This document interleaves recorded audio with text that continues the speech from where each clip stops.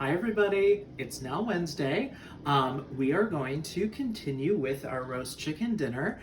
Our friend, the dry brine chicken, has been sitting uncovered in the refrigerator for about 24 hours.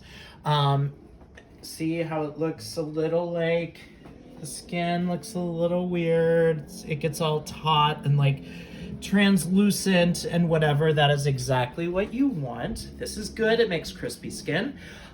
Just FYI, I did transfer this over to the tray that I'm going to bake it in. And then also I inserted a rack just so the chicken can sit up from the bottom of the pan, and I took it out of the refrigerator to come to room temperature, I don't know, about maybe a little over an hour ago. This can sit safely for about 2 hours at room temperature before you cook it, just FYI. So now that we're at this stage, we just have a couple more things, very easy things to do, and then we'll throw her in the oven and forget about it till it's done. So just to catch any moisture, we are going to give this a little dab with paper towel,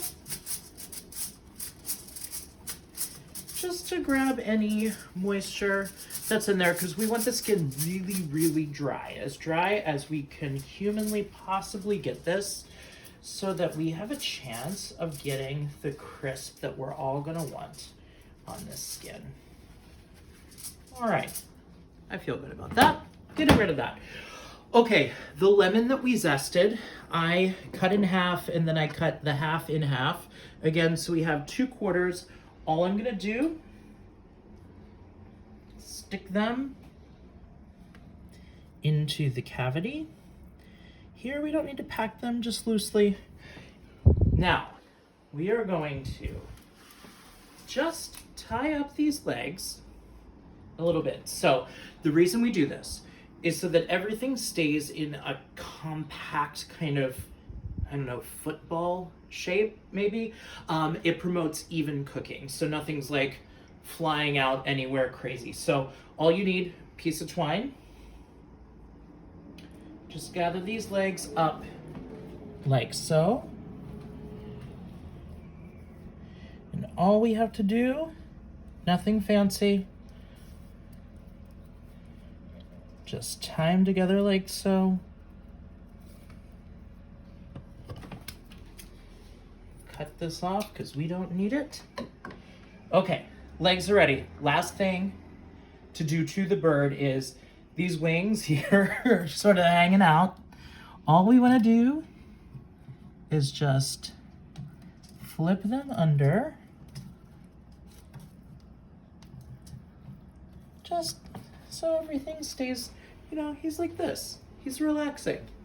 So if you picture this chicken like it's just hanging out, like taking in some sun, we got to give him some sun, not block, but just suntan lotion to promote browning. So I have my friend again, the Misto. You can totally brush or rub with olive oil. You can also use melted butter if you'd like. So just give a cute little spray on all the surface so everyone gets coated in the olive oil. All right. That is it. That is all we need to do at this point. We are going to put this into a 400-degree preheated oven, and this is about a 4¼ pound bird, so I usually do estimate like 20 minutes per pound. So I'm going to put this in for 1.5 hours, and I'm gonna see what's happening. If this top part that's closest to the heating element, if this browns too quickly, I'm just gonna check it periodically. If it looks like it's gonna burn before the 1.5 hours is up, I'll just loosely tent it with foil for the rest of the cooking process. Now, how do you know when this is done? Great question. I have a thermometer. I stick it in the thigh, in the meatiest part. I'm aiming for about 160, 165. 165 is the safe cooking temperature. Point at it again. Where do you go?